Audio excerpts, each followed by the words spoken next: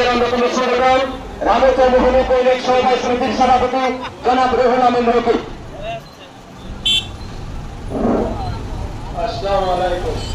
প্রিয় উপস্থিত, চট্টগ্রাম কক্সবাজার মহাসড়ক কল্যাণের উন্নতির কারণে মানববন্ধন সমাবেশ অনুষ্ঠানের উপস্থিত সবাইকে রামচন্দ্রভূমি সমিতির পক্ষ থেকে সালাম ও শুভেচ্ছা জানাচ্ছি। আমি কক্সবাজার জেলা বিএনপির যুগ্ম সাধারণ সম্পাদক হিসেবে কক্সবাজার জেলা বিএনপির পক্ষ থেকে সংহতি এবং সমর্থন ব্যক্ত করছি।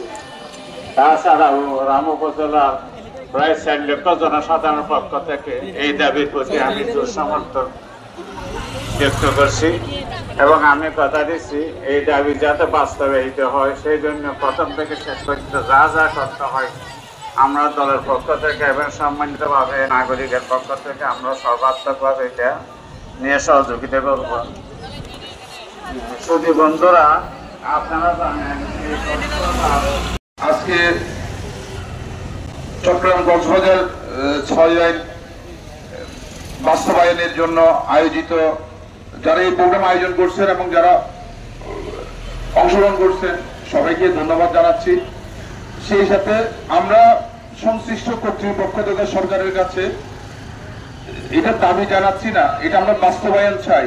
আর 4 লেন এখন বাস্তবায়ন করলেন, সামনে আবার 6 লেনের জন্য এই বিশাল মানববন্ধনে আগত বিভিন্ন প্রতিষ্ঠান, ছাত্র, বিভিন্ন সাংগঠনিক পদাঙ্গন, বিভিন্ন সাংগঠনিক নেতৃবৃন্দগণ, সবাইকে আমার লাল সালাম। আপনারা সবাই একটা গণদাবির পক্ষে এই যে রামবাসী সোচ্চার হয়েছেন তার জন্য সবাইকে অভিনন্দন। এটা আমাদের দাবি নয় একক, এটা সারা বাংলাদেশের দাবি। এটা এখানে পর্যটকরা আসে বড় আশা নিয়ে, কক্সবাজারে বেড়াতে আসে, একটা পরিবার সম্পূর্ণ নিচ্ছিন্ন হয়ে যায় এই মরণ ফাঁদে পড়ে। তারা বড় আশা নিয়ে আসে, কক্সবাজারে যাওয়ার পথে তাদের লাশ হয়ে ফিরতে হয়। এটা বড় দুর্ভাগ্যজনক, এটা মেনে নেওয়া যায় না।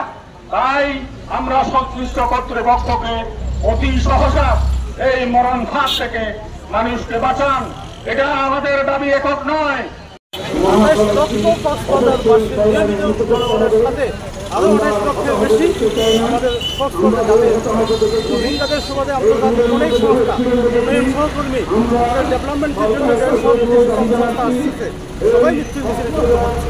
বিশেষ করে বাংলাদেশের 70% লবণ যোগান দিচ্ছে আমাদের কক্সবাজার, মৎস্য যোগান দিচ্ছে আমাদের কক্সবাজার, বনসম্পদ যোগান দিচ্ছে আমাদের কক্সবাজার। আমাদের কক্সবাজার একমাত্র পর্যটন নগরী, যেটা আন্তর্জাতিক পর্যায়ে স্বীকৃতি পর্যায়ে, সেখানে কিন্তু সরকারের দৃষ্টি হচ্ছে না।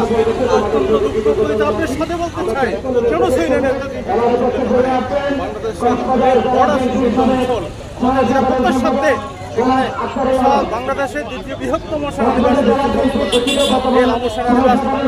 বৃহত্তম সেনানিবাস, তাদের জাতীয় আমরা কিন্তু দাবি জানাই। আমরা আজকে একত্রিত হয়েছি আমাদের প্রাণের দাবি চট্টগ্রাম তথ্য দিয়ে থাকি, কিন্তু স্বাধীনতার পর যে সমস্ত সরকার এসেছে কক্সবাজারের প্রতি তেমন নজর দেয় নাই। আমরা বাংলাদেশের দক্ষিণাঞ্চল দেখেছি, উত্তরাঞ্চল দেখেছি, সেখানে বড় বড় রাস্তা প্রশস্তকরণ হয়েছে, সেখানে